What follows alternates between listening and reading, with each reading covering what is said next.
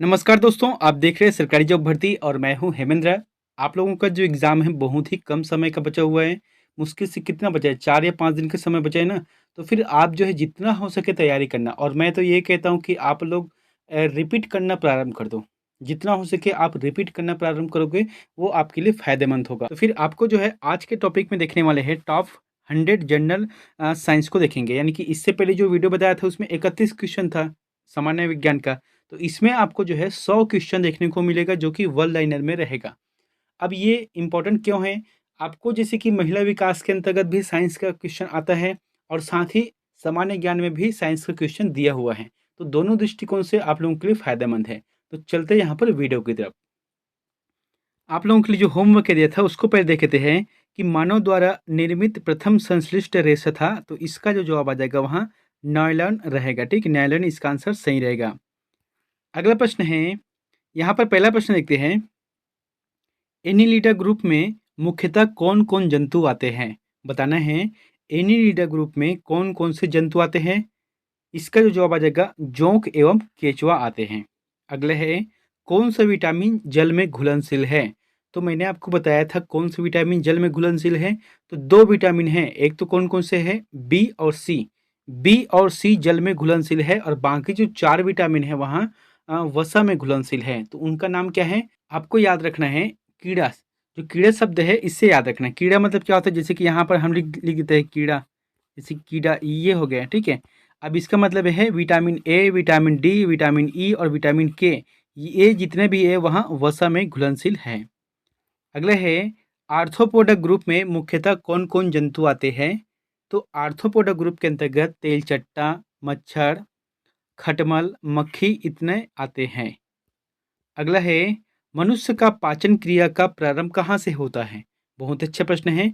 तो मुख से होता है, जैसे हम खाना खाते हैं मुंह से चबा चबा कर, तो समझ जाओ यहीं से पाचन का जो क्रिया है वहाँ प्रारंभ हो जाता है। अगला है, मोलस्का ग्रुप के अंतर्गत मुख्यतः कौन कौन से जंतु आते हैं? तो घोंघा और सीपी है ना, घोंघा और सीपी मोलस्का ग्रुप के अंतर्गत इसमें आते हैं। अगले हैं, सिराए द्वारा कौन सा रक्त प्रवाहित होता है? काफ़ी इंपॉर्टेंट है सिराए और धमनी। तो यहाँ पर क्या है, सिराए द्वारा अशुद्ध रक्त प्रवाहित होता है। इसको याद रखना है, अशुद्ध रक्त प्रवाहित होता है।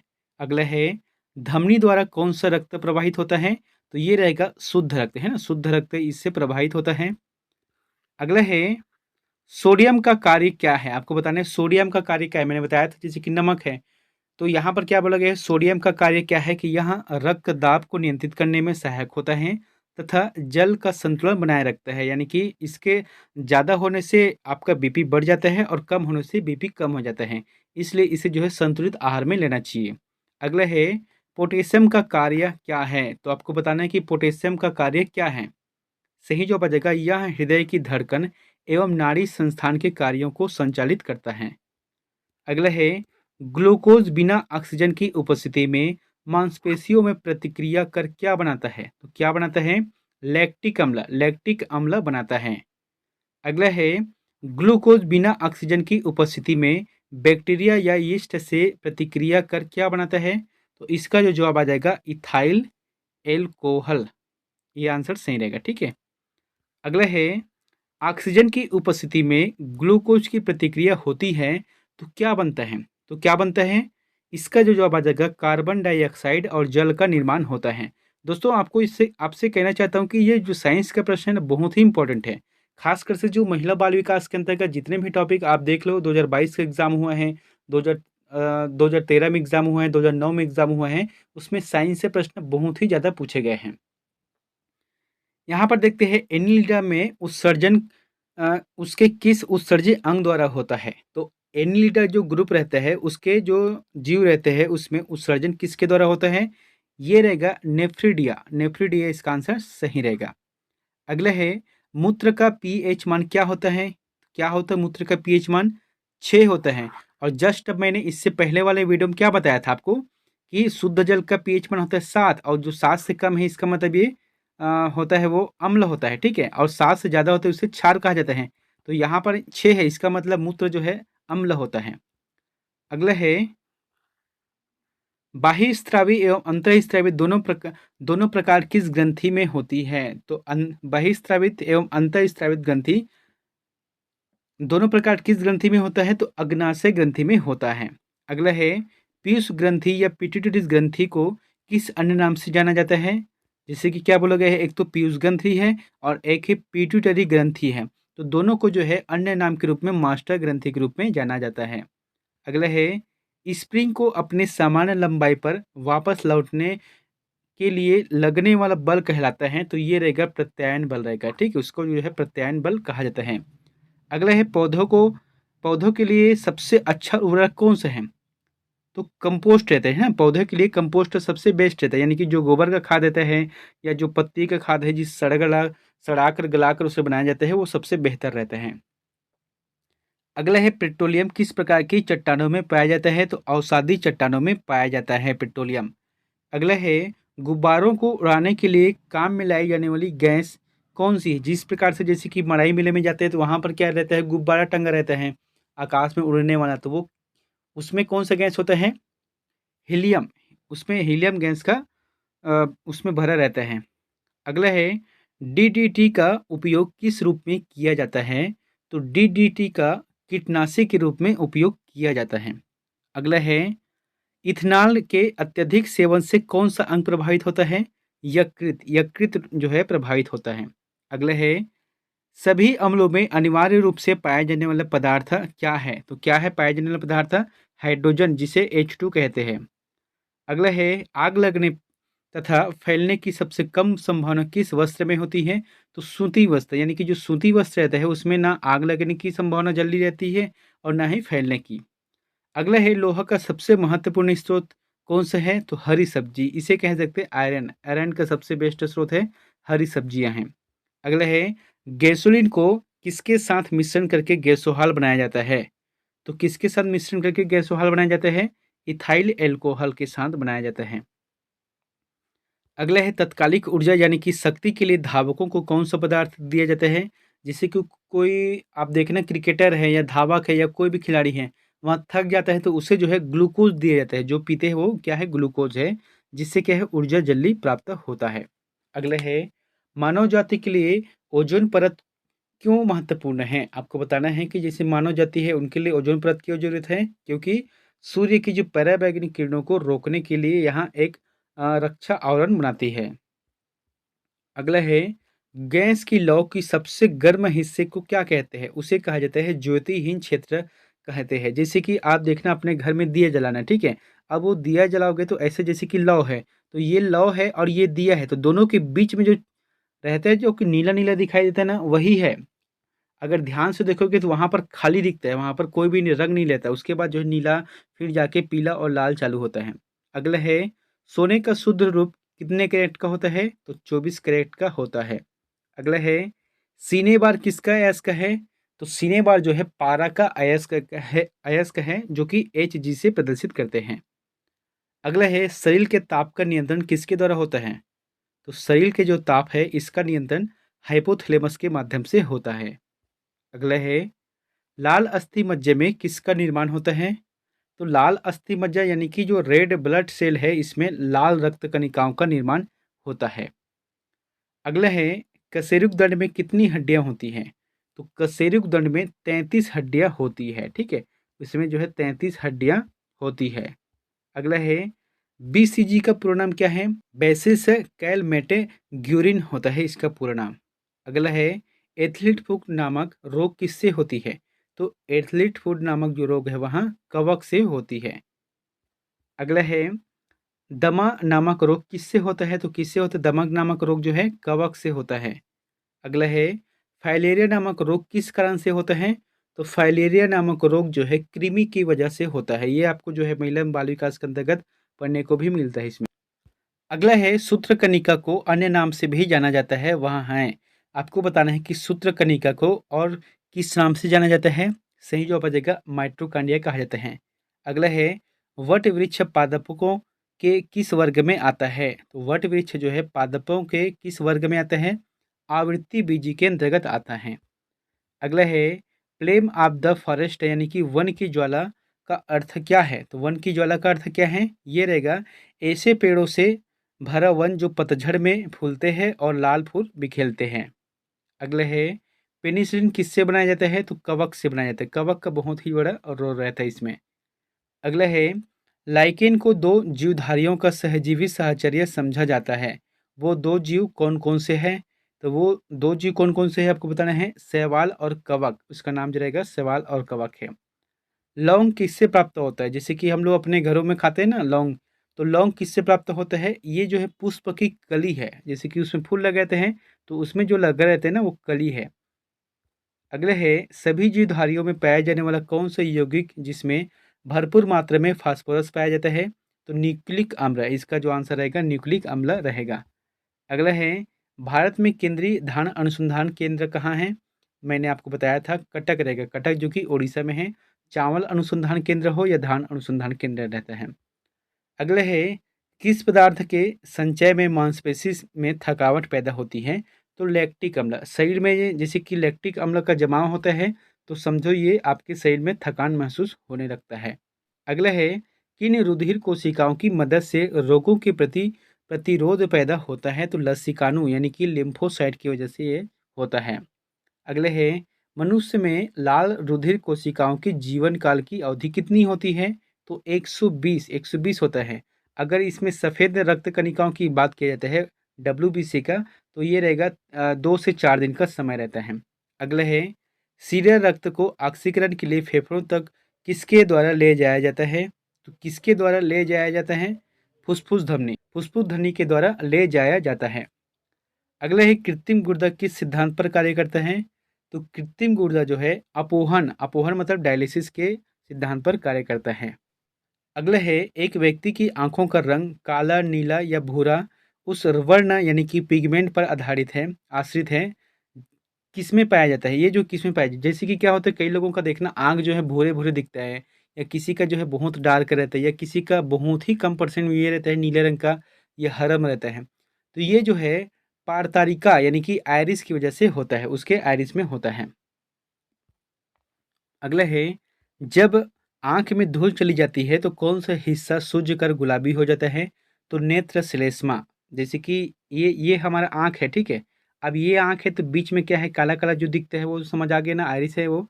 तो इसके बगल में जो सफ़ेद रहता है तो आंख में धूल जाता है तो यहाँ पर क्या हो जाते हैं गुलाबी रंग का दिखने लगता है, तो यही क्या है नेत्र श्लेष्मा है। अगला है बच्चे के दूध पीते समय स्तनों में दूध का निष्कासन किसकी मदद से होता है? तो ऑक्सीटोसिन ऑक्सीटोसिन की मदद से दूध का निष्कासन होता है। अगला है निषेचन सामान्यतः कहाँ होता है? आपको बताना है कि निषेचन कहाँ पर होता है सामान्यतः रूप से।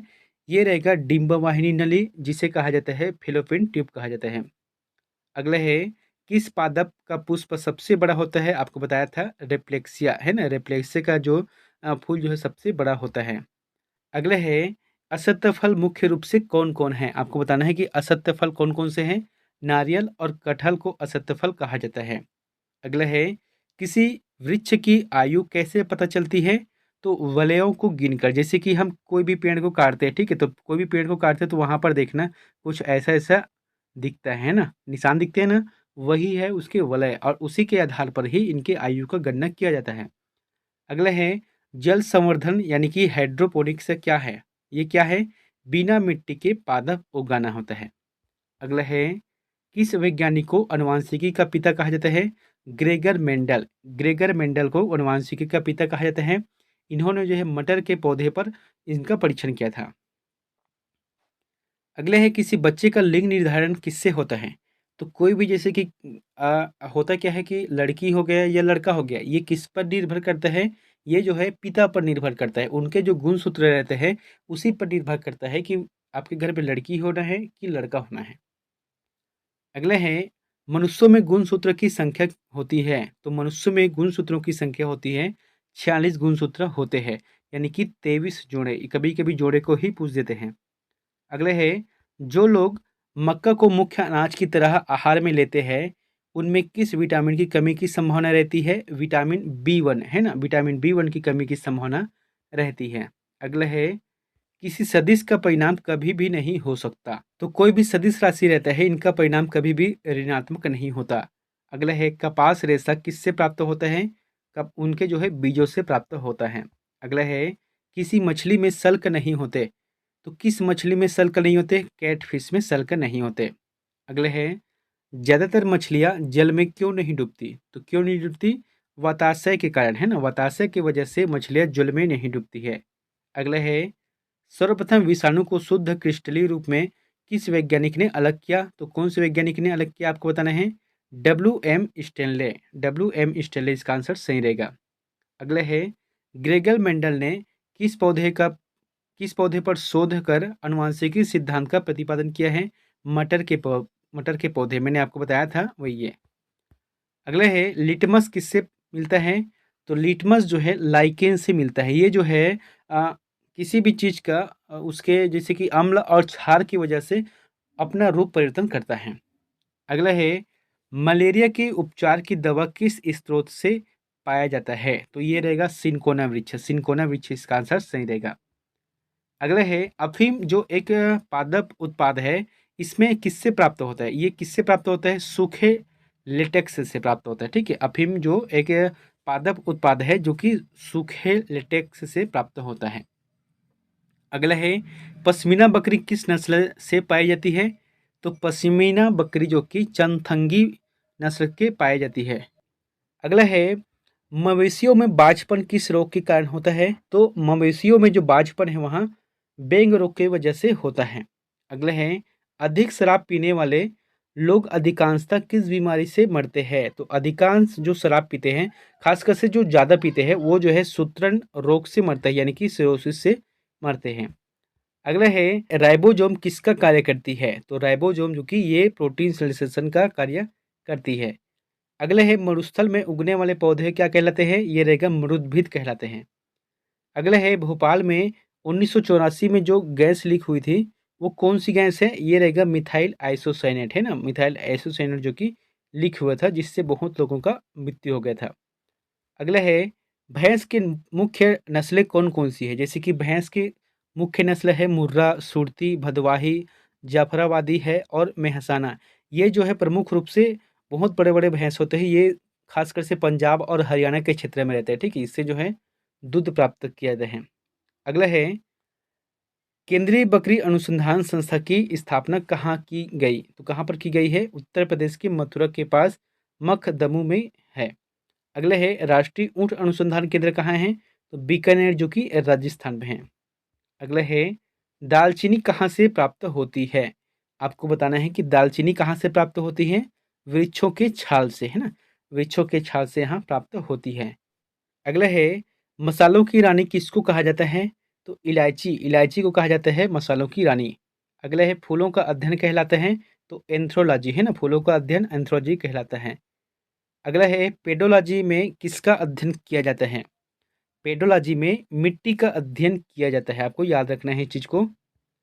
अगला है दूध से दही के रूप में जमने का कारण क्या है? आपको बताना है।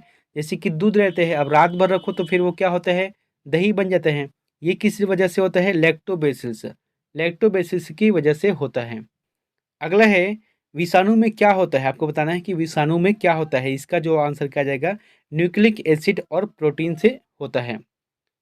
अगला है जंतुओं में होने वाली फूड एंड माउथ रोग किसके कारण से उत्पन्न होता है? तो ये रहेगा विषाणु, विषाणु के कारण से यहाँ उत्पन्न होता है। अगला है किस शैवाल से आयोडीन प्राप्त होता है? बहुत ही इंपॉर्टेंट प्रश्न है, इसको याद रखना। वह शैवाल का नाम है, सॉरी, वह शैवाल का नाम है जिससे आयोडीन प्राप्त होता है, लेमिनेरिया रहेगा। अगला है दाब बढ़ाने पर एक तरल का क्वथनांक होता है, तो दाब बढ़ता है इसमें। अगला है मानव रक्त में ऑक्सीजन का परिवहन करता है, तो मानव के रक्त में ऑक्सीजन का परिवहन कौन करता है? लाल रक्त कणिका यानी कि आरबीसी करता है। अगला है वसा में घुलनशील विटामिन है, तो आपको बताया था वसा में विटामिन जो घुलनशील है वहाँ कीड़ा है। ठीक है, अब इसको जो है एक तरीका है याद रखने का, कीड़ा ADE रहेगा। ठीक है, अगला है ध्वनि की चाल है, तो ध्वनि की चाल कितना है? 760 मील प्रति घंटे के हिसाब से होता है। अगला है एल्युमिनियम का प्रमुख अयस्क है, तो एल्युमिनियम का प्रमुख अयस्क कौन सा है? बॉक्साइट रहेगा। ठीक है, बॉक्साइट इसका आंसर सही है। अगला है, प्राकृतिक मोम और लाख प्राप्त किए जाते हैं। तो प्राकृतिक मोम और लाख प्राप्त किसे कहते हैं? कीटों के स्त्राव के रूप में प्राप्त किए जाते हैं। अगला है, कार बैटरी में इस्तेमाल किया जाता है। तो कार के बैटरी में इस्तेमाल किससे किया जाता है? सल्फ्यूरिक अम्ल का इस्तेमाल किया जाता है। अगला है, बिजली के बल्ब का फिलामेंट बना होता है तो टंगस्टन का बनाया जाता है। ठीक है, जैसे बिजली का बल्ब है, अब उसमें जो फिलामेंट बनाया जाता है वो क्या है? टंगस्टन का बनाया जाता है। अगला है, मानव नेत्र पर बना प्रतिबिंब होता है तो वास्तविक और उल्टा बनता है। ठीक है, मानव नेत्र पर जो बनता है प्रतिबिंब ना, वो वास्तविक बनता है लेकिन उल्टा बनता है। यहाँ पर अंतिम प्रश्न आप लोगों के लिए होमवर्क कहते हैं, इसका आंसर हमें प्लीज़ कमेंट बॉक्स पर जाकर जरूर बताएं। प्रश्न क्या है कि भारत का राष्ट्रीय स्तनी है, तो भारत का राष्ट्रीय स्तनी कौन सा है? बाघ है कि चीता है कि हाथी है या मगरमच्छ है? इन चारों में से जो भी ऑप्शन आपको सही लगता है प्लीज़ हमें कमेंट बॉक्स पर जाकर जरूर कमेंट करें। मिलते हैं नेक्स्ट वीडियो में एक नई जानकारी के साथ। Thank you.